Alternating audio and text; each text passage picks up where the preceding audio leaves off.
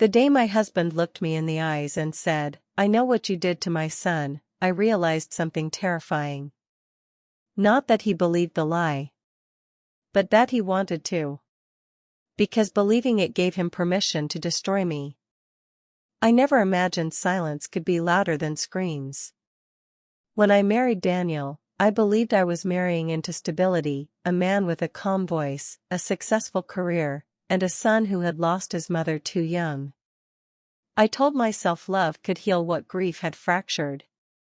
I told myself patience could build bridges where loss had burned everything down.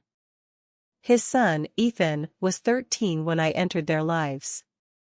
Tall for his age, eyes too old for a child, smiles that vanished the moment his father wasn't watching. I tried everything: warm meals, open conversations, respect for boundaries. I never forced affection. I believed kindness, given time, would soften him. I was wrong. Ethan didn't want another woman in his mother's place. He didn't want peace. He wanted control. And he learned quickly how to use silence the way adults use knives. It started subtly. Doors left unlocked. Accusations wrapped in confusion. "Dad, did she say I couldn't eat dinner?" "Dad, she touched my phone. I told her not to." Daniel always brushed it off. "Teenager moods," he said. "Adjustment issues." Until the lie that ended my life as I knew it. I came home early that day. Earlier than usual. The house was quiet, too quiet. Daniel was in the living room, sitting upright, hands folded like a man waiting for a verdict. Ethan stood behind him, eyes red, shoulders shaking. Daniel didn't ask how my day was. He said, "Sit down." My stomach dropped. Ethan whispered, barely audible, "She touched me." The room tilted. I couldn't even process the words before Daniel stood up and slammed his fist into the table. His voice cracked, not with doubt, but with rage. "How long?" he demanded. I laughed. Not because it was funny, but because my brain rejected the possibility of reality collapsing that fast. "This is insane," I said. "I've never." "Don't," Daniel snapped. "Don't lie to me." That was the moment I understood something had already been decided. The truth was irrelevant. The story had been written before I entered the room. Ethan cried into his hands. Daniel called a lawyer that same night. Within days, I was asked to leave my own home. Within a week, I was served papers accusing me not only of abuse, but of adultery. Daniel claimed he had proof. He claimed he had witnesses. He claimed I had been unfaithful throughout our marriage. And then he said the words that stripped me of oxygen. "I'm taking everything. The house. The accounts. The business I helped build." And he said it calmly. Like a man relieved to finally say what he'd rehearsed. That's when I discovered the truth that hurt more than the accusations.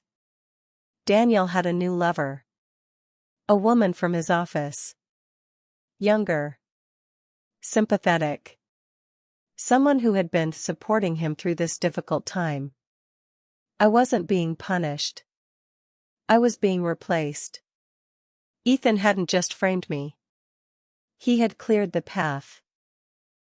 I wanted to scream. I wanted to defend myself. I wanted to drag the truth into the light. But instinct, quiet, terrifying instinct, told me something important. People who rush to destroy you are careless.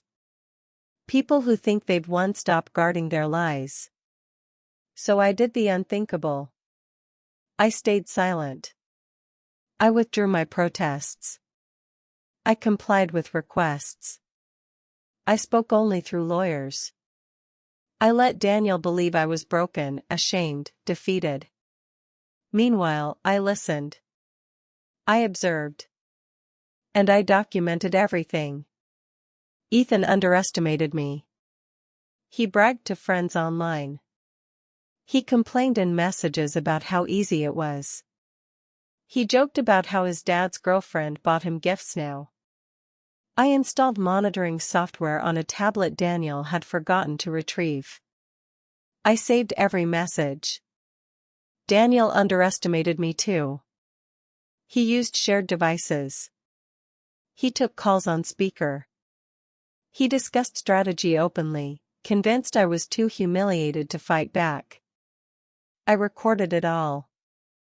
The coaching of Ethan. The rehearsed statements. The timeline adjustments. The affair, carefully hidden, now documented down to hotel receipts and deleted emails. I didn't confront. I prepared. What neither of them realized was this.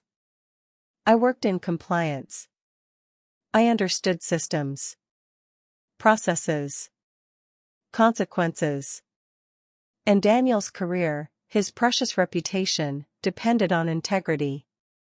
One anonymous submission. One verified packet of evidence.